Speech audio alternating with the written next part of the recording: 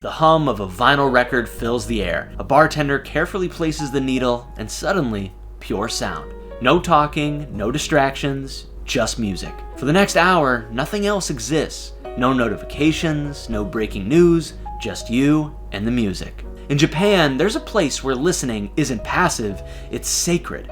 Step inside, and you'll realize just how much we've lost. For nearly a century, Japanese listening bars have treated music as an art form, but they also raise a chilling question. If we don't even listen to music properly, what does that say about how we engage with everything else? Japan's listening bars were born from necessity and tragedy. Before World War II, a few existed. Café Lion, said to be the very first one, opened in 1926. But after the war, Japan's economy was in ruins. People couldn't afford record players, but American GIs left behind stacks of jazz records. The music was here, the people wanted to listen, but how? That's how Jazz Kissa, or jazz cafes, were born. Tiny, intimate spaces where music wasn't background noise, it was the entire experience. Host offered drinks and snacks, comfy chairs, a dark, peaceful atmosphere, and huge speakers. These weren't party bars, they were communal living rooms where music ruled. Jazz Kissa became essential educational hubs where patrons could immerse themselves in the latest sounds from America, guided by the insightful introductions of each record by the Kissa owners. This era solidified the role of these cafes as both a refuge and a beacon of cultural exchange, drawing in a mix of musicians, critics, and jazz lovers eager to explore the depths of this new captivating art form. You can still visit these kissa that have started this movement, but it isn't like a typical cafe or bar. Japanese listening bars are run by passionate music lovers, whose main aim in life is to share their expansive music collection. Many will have cases of records or CDs lining their walls. Sometimes this will be within one niche genre, other times it will be a wide-ranging collection of anything and everything. Customers are expected to appreciate the music, so there is etiquette to follow so you and other patrons get the most out of it. You should speak quietly, if at all. People are there to listen to the music, not have a conversation.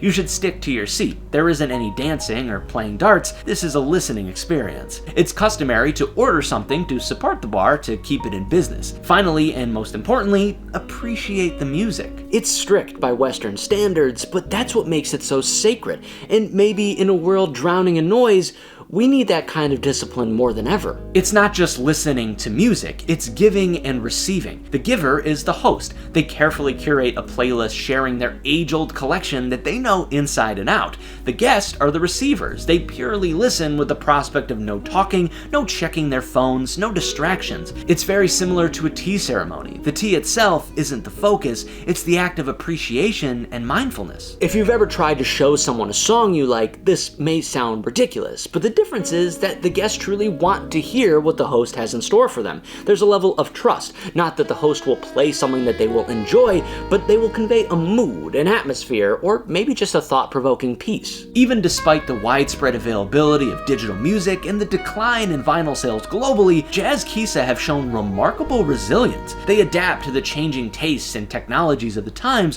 while preserving their core essence. Many Jazz Kissa have had to fight to survive. Some transformed their space into more versatile cafes during the day, serving as community hubs for music lovers. Others leaned into the resurgence of vinyl culture, hosting special listening events, collaborating with local artists, or even becoming a cultural landmark supported by dedicated patrons. Some were even saved by filmmakers and musicians who saw them as sacred spaces worth preserving. While the number of traditional Jazz Kissa has decreased from their peak in the mid-1970s, those that remain are cherished relics of a bygone era. They continue to serve as cultural repositories where the ritual of vinyl listening is preserved. In response to shifts in the music and hospitality industries, modern Jazz Kissa have diversified their offerings, including lighter decor, lower volume settings, and an expanded menu, all to appeal to a new generation while retaining what made the originals so special. Japanese listening bars reflect a fundamental truth about Japan's relationship with music. It isn't just sound, it's storytelling.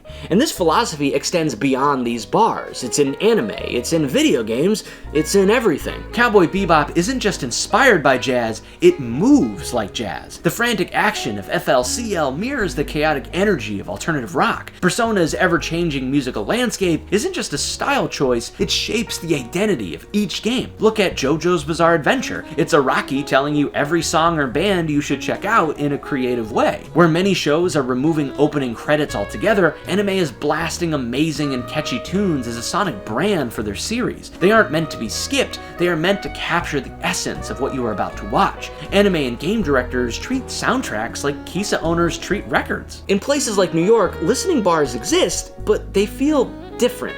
The music is still there, the vinyl is still spinning, but the ritual is missing. In Japan, the bar owner is the storyteller, curating each record like a filmmaker frames a scene. In the West, bars are focused on selling the experience, not preserving the art. That's the difference between a Jazz Kissa and a music-themed cocktail lounge. These are places to snap Instagram pics, ogle over high-end audio gear, and blog about it, not to sit and listen to a carefully curated playlist. Bars need to make money, so it's more business savvy to make a trendy hangout space that features a unique experience rather than one that is artistic and deeply personal. It's not about trends or exclusivity, it's about a deep connection with the host and music. Real Japanese Kissa aren't flashy, they are simple, personal, and filled with love for music. The capitalist approach to listening sparks a more unsettling realization. In today's world, music is everywhere, but it's really just noise to many of us all the time, in the grocery store, a restaurant, walking down the street. We're drowning in sound,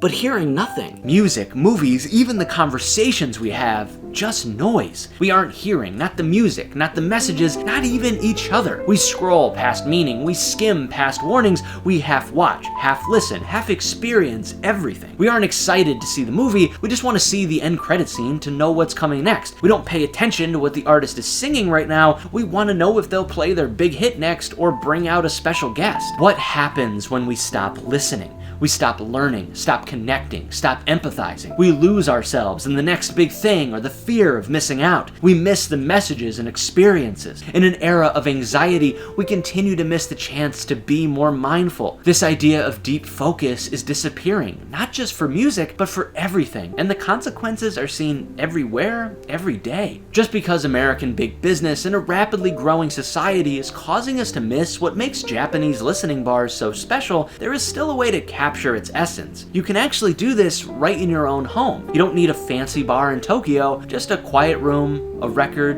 and a willingness to listen. I do this from time to time. My favorite record I own is Mad Villainy. To be honest with you, I don't like every song that's on this album, but it's a layered experience with powerful lyrics, use of samples, and interesting beats. I often reflect why a certain sample was used or what a lyric really means, but most importantly, it's fun. If you don't own a record, start with what you have. Put your phone on airplane mode, turn off the lights, close your eyes, and just listen. Pick an album you love or one you've never fully appreciated. Let it breathe. You might be surprised at what you hear, not just in the music, but in yourself. Japan has a way of warning us through art about losing ourselves, and we've seen this before in a story about children navigating a digital world that on the surface is just nostalgic Saturday morning cartoons, but it was actually a warning for society. And to hear more about that, you could check out this video right here.